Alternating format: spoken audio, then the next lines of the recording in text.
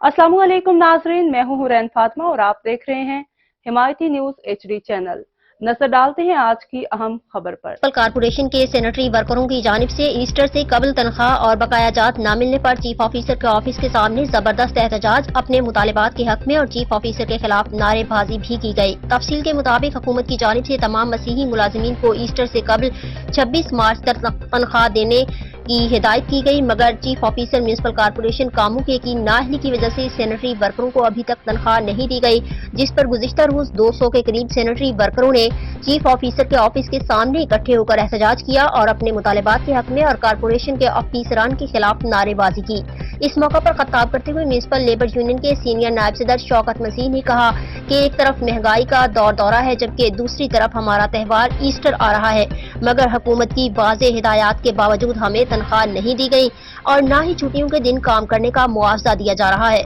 हमारी वज़ीर आला मरियम नवाज से अपील है कि हमें बर वक्त तनख्वाह और बकाया जात अदा किए जाए ताकि हम बच्चों के साथ ईस्टर की खुशियां मना सकें। याद रहे कि चीफ ऑफिसर सोफिया आशिक के